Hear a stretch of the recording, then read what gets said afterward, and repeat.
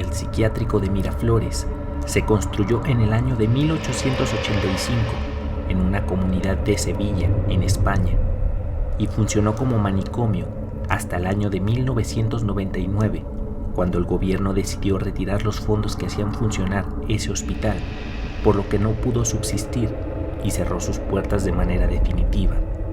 En el lugar eran admitidos todo tipo de enfermos mentales, desde niños hasta adultos mayores, y contaba con una capacidad total para albergar a 600 personas. Los pasillos eran oscuros y sombríos, pues se veía reflejada la tristeza que albergaba ese sitio, dado que la mayoría de las personas habían llegado por abandono de sus familiares o por algún crimen que habían cometido como homicidios, y dada su condición, eran mandados para ser tratados al psiquiátrico de Miraflores. Cabe señalar que aunque este hospital mental recibía fondos del gobierno, era muy austero por la cantidad de gente que era tratada dentro de sus instalaciones. Algunos informes dicen que se hacían investigaciones un tanto crueles con la finalidad de estudiar enfermedades mentales, lo que llevaba a hacer descargas con electroshocks a personas que no lo requerían hasta abrirles paso a la muerte. Quien no guardaba silencio por las noches o tenía un mal comportamiento era común ser castigado con semanas enteras en las que recibían todo tipo de trato indeseable por parte de las autoridades del centro.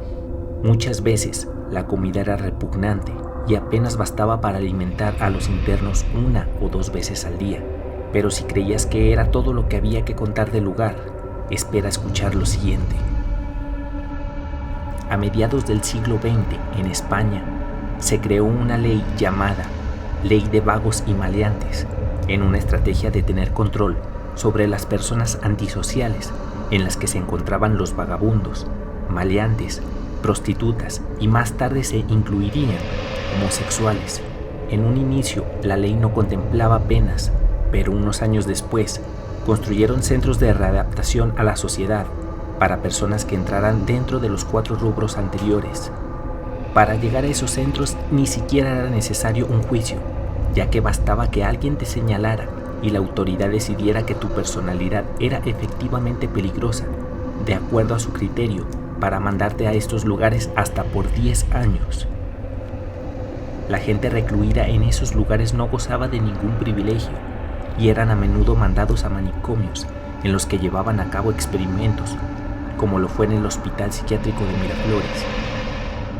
Para aquellos días estaba cobrando fuerza una técnica llamada lobotomía, a la que fueron sometidos cientos de personas en contra de su voluntad. Esta técnica constaba en perforar el cráneo de la persona, meter una especie de aguja y moverla de un lado a otro para romper las conexiones neuronales, que posteriormente les daría cierta estabilidad emocional a los pacientes. La técnica apenas comenzaba y era arcaica, además de estar en proceso de experimentación, por lo que a toda costa necesitaban pacientes con quien probar una y otra vez de dicho proceso. Poco después el proceso de la lobotomía cambiaría y de ser una operación de 3 horas pasaría a ser una intervención de apenas 15 minutos. Pero quizás esta era más dolorosa y repugnante, pues en lugar de abrir el cráneo, metían una especie de gancho por la órbita del ojo y movían de igual forma de un lado a otro hasta romper los nervios y volver a los enfermos más dóciles. No era que fuera un remedio para las enfermedades, ya que simplemente los pacientes se convertían en una especie de zombies y eran sencillamente más manejables. Las secuelas eran irreversibles en caso de sobrevivir y no sufrir una hemorragia interna.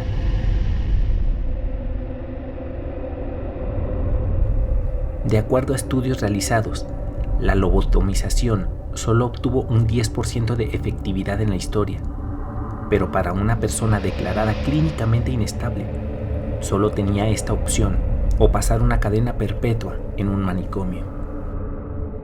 Así fue como en el Hospital de Miraflores se creó una burbuja de pesadez en el ambiente, pues entre dolor y locura, los largos pasillos de la clínica eran horrorosos por las noches, en las que los gritos y quejidos no cesaban, hasta el punto en que sectores enteros del lugar no conciliaban el sueño durante días. La muerte deambulaba de una habitación a otra llevándose consigo la vida de ancianos, niños y adultos, sin discriminar su sexo o edad.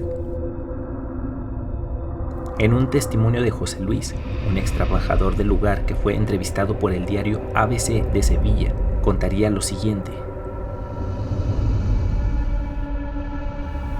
Trabajé mucho tiempo allí, cuando había pacientes y cuando no, pero cuando los pasillos estaban ya vacíos, nosotros podíamos seguir escuchando gritos que no provenían de animales, pues los hubiéramos identificado.